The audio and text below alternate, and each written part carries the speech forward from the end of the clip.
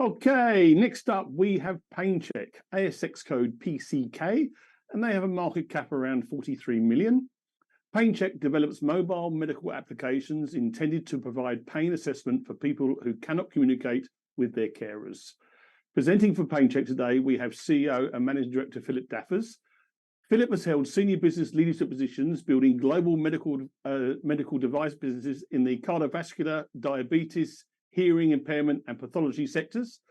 Philip previously worked for Cochlear in London before being promoted to Cochlear's VP for global marketing based in Sydney. In Philip's earlier experience, he was in Europe with Pfizer, Eli Lilly, Roche Diagnostics, where he was the global marketing director in the diabetes care business unit based in Mannheim, Germany. Philip, welcome, and over to you. Thank you, Paul. And can we go to we've got the first slide. Thank you, and welcome everyone. Just pleased to present the quarter results for PainChek that reaffirms the value and the take-up of the PainChek technology in multiple markets across 3 continents. As you can see there, from our slide, pain assessment is actually a very difficult process to conduct, and our mission is to give a voice to people who cannot reliably verbalise their pain. On one extreme, we have adults, such as those with dementia or cognitive impairments, who have lost their ability to communicate. On the other hand, pre-verbal children who have not built those communication skills as yet. So we've developed 2 PainChek apps using smart automation and artificial intelligence for these both vulnerable groups. Next slide. So the PainChek app is the world's first and only regulatory cleared medical device to assess pain, and that comes in the form of an app. It works on any compatible iOS or Android system. The PainChek pain assessment process is rapid and simple for any carer. First, the PainChek AI accesses the mobile camera in a smart device to conduct a 3-second scan of a resident's face and to analyse and automatically document the presence of up to 9 microfacial muscle movements that indicate pain. These include things like brow lowering, nose wrinkling, and closing your eyes. The carer then inputs other non-facial observations of the resident through a series of guided digital checklists through the PainChek app, and then the PainChek app automatically calculates the total pain score and a pain intensity rating ranging from none, mild, moderate, or severe pain. With all the talk of AI and replacing human beings by artificial intelligence, this is a great example of how we combine artificial intelligence with human intelligence to help carers deliver better care. We're not replacing people, we're actually enhancing their capability. And it's one of the reasons why we're doing so well. Next slide, please. So in terms of the value of these markets, we've now got sufficient knowledge of the aged care market to value it effectively. It's around 6 million beds across the US, Europe, Australia, New Zealand, roughly about $300 million ARR at our proven business model of $50 per bed per annum. We have recently found out that China's got 4 million beds, actually. So this market's going to actually get bigger and bigger as we explode further out in the markets. The home care market opportunity, we estimate to be worth 10 times that than the aged care market, because as it addresses a global aging population, the desire to remain at home, and as technology and services by the government funding also transitions to the home environment. The third area, probably our biggest potential area, is the infant market, 400 million pre-verbal children. And we've estimated actually we get 1% of that children's market. Just 1% is the same value as all of the aged care market. Our goal's not 1%, it's much bigger than that, but it gives you an indication of the size. And finally, the hospital market is opening up to us with our global hospital partnership with InterSystems in the US, and again, a large opportunity. The point about these markets, we're not doing them on our own. These are global markets. We've got great partnerships in place to enter all of them. Next slide, please. So this gives a summary of our results for the last quarter and the previous year. So this shows we've now at 85,000 licenses, reflecting a 3.9 million ARR when all licenses are fully implemented, 6% increase from the previous year, and reflects 5 consecutive quarters of double-digit sales growth. It's a SaaS business model with a 7 to 85% gross margin, so it's pure software, and our retention rates increased the last quarter to 92%, which is far above the average for this industry. And any losses really were mostly with the smaller aged care facilities who really couldn't get going or had integration issues that need to be sorted. So we'll get back to them at a later date. Very importantly, we're in touching distance now of achieving the 4.8 million, around 100,000 beds licenses, which effectively cover our core operating costs, excluding, I'll be clear, excluding R&D, corporate and expansion costs. Which just goes to show you how scalable and how profitable this business is. The other thing we do is we track. Oh, next slide, please. Yes, thank you. So let's. Oh, sorry. Go back one slide. Sorry. Yeah. All right. Forward again, please. So this is PainChek across Australia. How we're doing locally. So we are now the aged care's most popular digital clinical tool with about 30% market share in Australia, and we're now going from what we call our early majority of clients to the late majority as the market consolidates and matures. More than 800 facilities under contract, more than 60,000 beds on commercial terms, including large, mid-sized and small aged care facilities.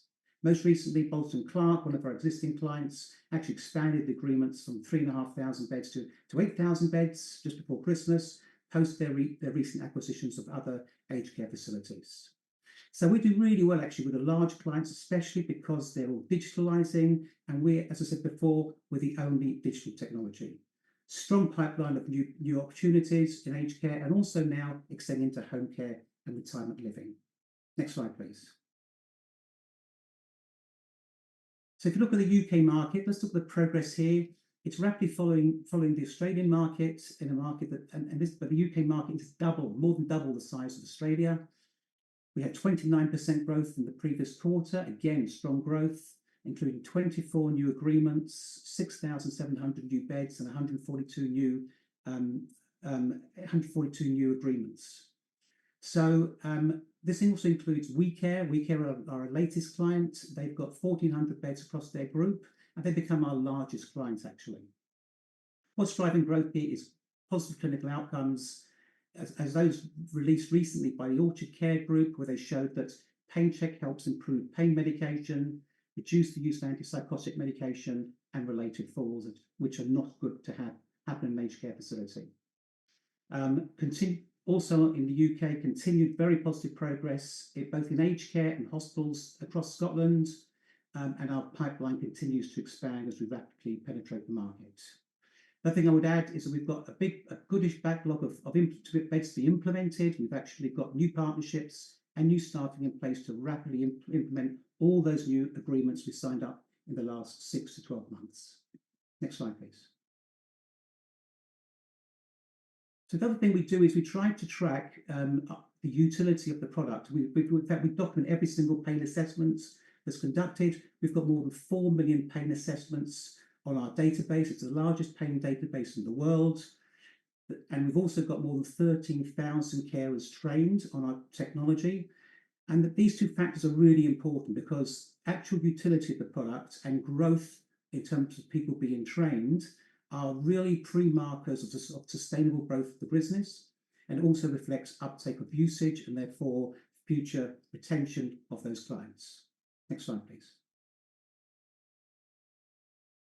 This slide indicates the number of partners we have, and this is really important. We have 85,000 beds across 4 markets, which is great. But these partners of ours give us access to about 1.5 million beds across Australia, UK, New Zealand, and North America, including Point Click Care, who've got 1 million beds on their own. So how are these partners helping us? Well, first of all, they integrate with us. So we have a very, very cost-effective, seamless delivery of our results into the medical records in the aged care facility. And now they're moving to co-marketing and reselling for us. I've highlighted Nourish there in the UK. They recently signed an agreement with us to help resell to their 100,000 UK beds. And therefore that means we can accelerate sales faster, and they'll be supporting not just the selling, but the training and the implementation process. So really good position to keep growing rapidly as we've done for the last 6 to 12 months. Next slide. So this gives you a summary of PainChek around the world and across Australia. From my experience with Cochlear and with Roche, to become a global business, you've got to establish yourself first in your domestic market, which we've done in Australia. You've got to prove yourself in another international market, which we've done in the UK. And then you need to get into the biggest market in the world, which is the United States, which we're doing right now with our clinical study that's ongoing in the US, with our partnerships with 3 companies, Point Click Care, InterSystems, and Ethos Labs.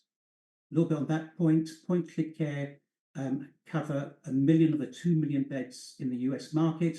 And my colleagues are actually flying out this weekend or early next week to go to the Point Click Care conference and meet a whole range of those aged care facility executives and start that sales process while we're doing the FDA clearance.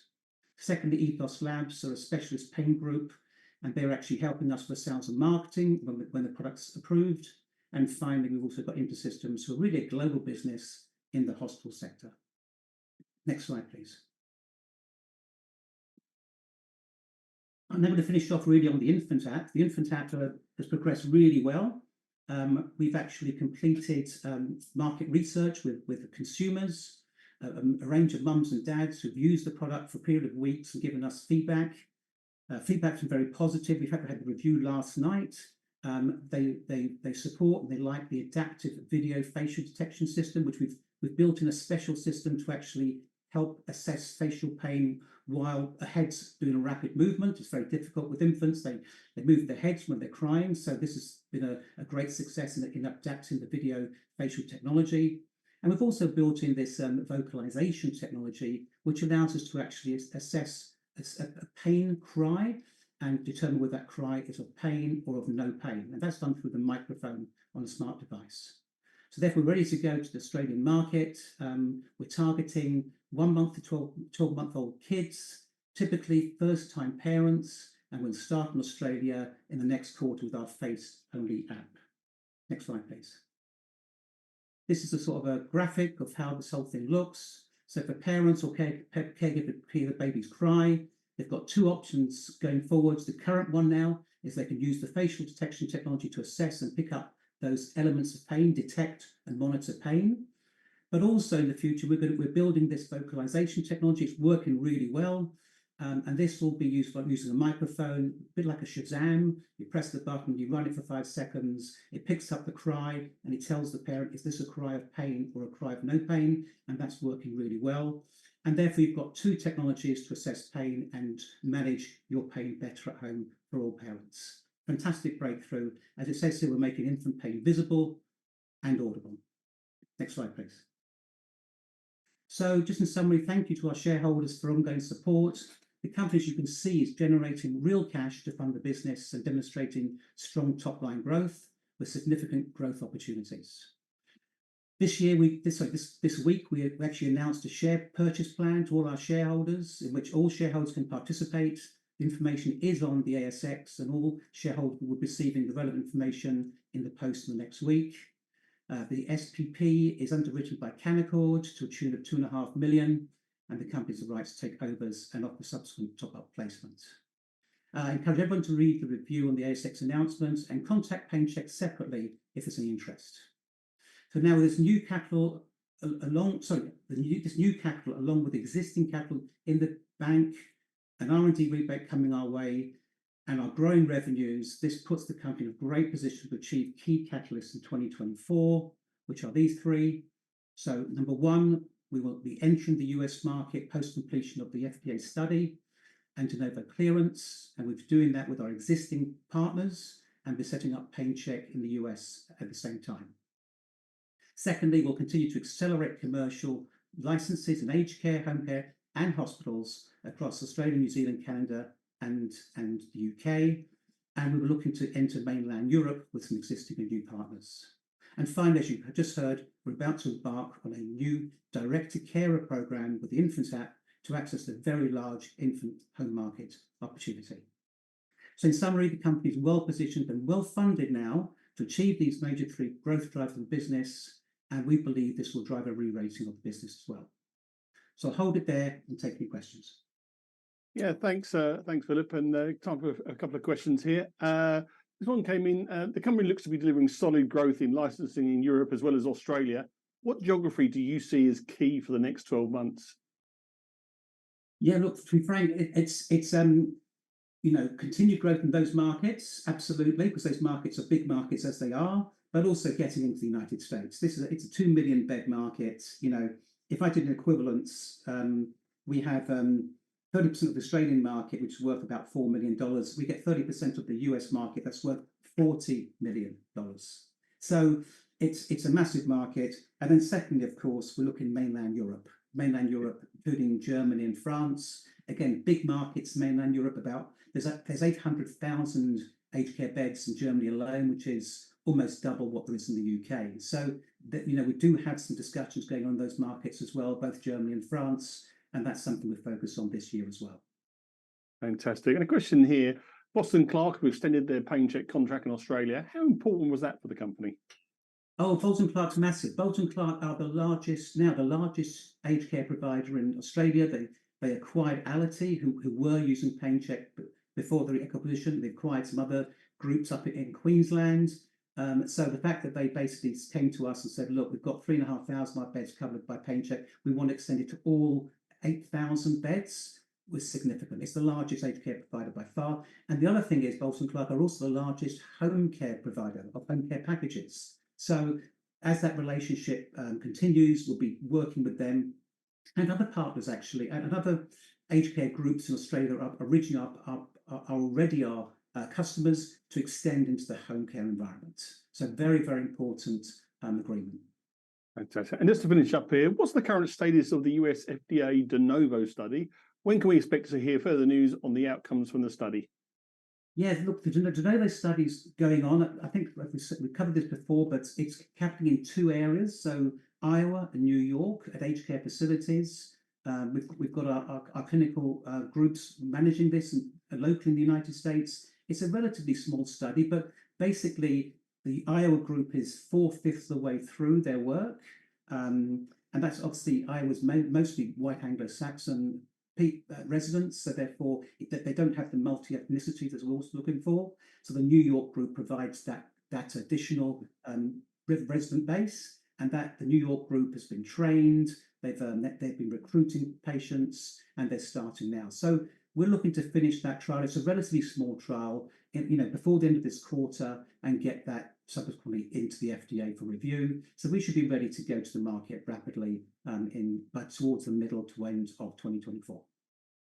Fantastic. Philip, always a pleasure to have you on. Really appreciate your presentation today, and we'll be keeping a very watchful eye on PainChek's progress over the next few months. Have a great weekend. Thank you everyone for attending.